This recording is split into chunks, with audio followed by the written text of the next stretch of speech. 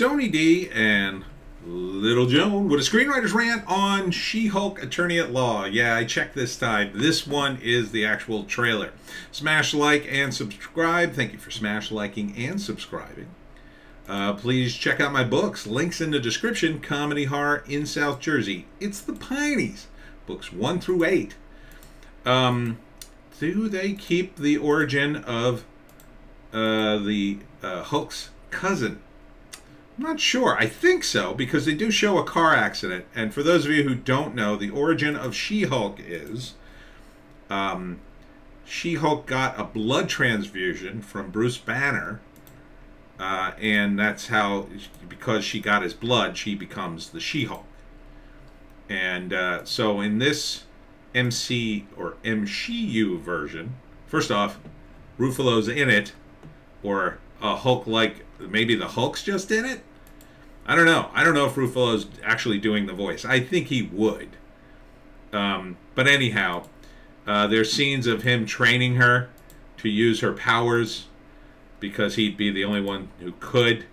This is long after Bruce can control his powers. So here's a scene where he puts her in a room, traps her in a room with blades, and then she has to transform or die, and then she does and smashes it all up, but gets too mad and then comes out and goes, goes after him. So this appears in August, and so you get to see it's Jennifer Walters, right? I think that's her name. I forget the character as she is. She is She-Hulk usually all the time, because She-Hulk is super hot, right?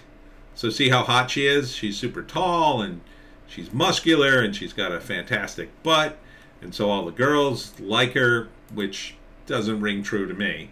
But anyhow, Bruce is teaching her how to jump and how to do stuff, and then she's out on the town as She-Hulk and still trying to stay She-Hulky. And look who's in it. Abomination's in it. And Tim Roth is in it. I saw a shot of Tim Roth. So the idea is she's going to be dealing with women problems, being an attorney, and it's trying to be a comedy. So here she is dating in her 30s. Oh my! Oh my, how terrible. And then she's attracted to this guy and gets the fries to go, and then takes her back to her place where she carries him to the bed. Ah, see, now the women are in charge. And that's the way this is probably going to go with its comedy. Which, yeah, I don't know. Maybe that could work. Here's the scene where she's punching someone in the middle of a trial, I guess? I don't know. Maybe that's a scene that's not for real. I think what you're going to see is, here she is, she transforms in this one. You'll like her when she's angry is the tagline. So I think what happens is, at first she transforms back and forth and then realizes she should just be She-Hulk all the time, and decides to do She-Hulk all the time. And here she is with Cousin Bruce, and here she is on Tinder.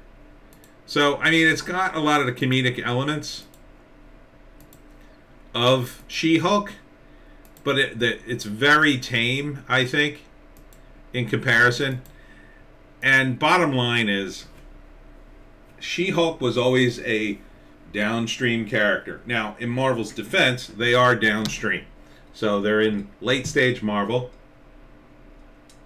They got a lot of characters established. They're doing it right up front, where you're bringing back old characters, right? You're bringing back the Abomination and the Hulk to start this off. That's what happened to every single issue, though. Are they going to be able to do that every single episode? I don't know, man. Maybe. Maybe. I mean, mostly She-Hulk fought kind of reluctantly and mostly was a lawyer, so I'm not sure how this is going to work. I'm not sure this translates well. See, when you're reading superhero comics and you're reading, most of your entertainment in superhero comics. Like if you were a regular Marvel reader or DC reader or both, what you would do is you'd go to the comic book store every week and you'd pick up about $20 to $30 worth of comics, which back in the day would be about 6 to 10 comics, depending on the price. Now they're too much money. Nobody picks that up. I mean, unless you have money. And a lot of guys aren't even reading it. But back in the day, you'd be reading every week 6, 7, 8 issues following the superheroes. And then one of those issues, once a month, would be She-Hulk, right? So you're reading all the superhero stuff. And then She-Hulk was like a break from the norm, right? After you read Captain America and this intense battle with the Red Skull, and then you'd read Spider-Man and the drama going on there, and then you'd read the Avengers and they save the Earth, and then you read the Fantastic Four and they're off in some crazy dimension. At some point, you'd read the She-Hulk, and she would do some funny bit. I remember one of my favorite issues is when somebody took a picture of She-Hulk with no top on because she was sunbathing topless and a helicopter came up and took a picture of her, and then she ran after the helicopter, and it was a whole story about her trying to destroy the picture before it got published. That was fun. So it would be crazy stuff like that. So if you read superhero comics all the time, this is a nice break from that. That's not what the MCU is on Marvel and Disney Plus, though. The MCU, there's not enough material there. Spider-Man's not a show. Avengers, Fantastic Four, they got to reinvent that. X-Men, none of that.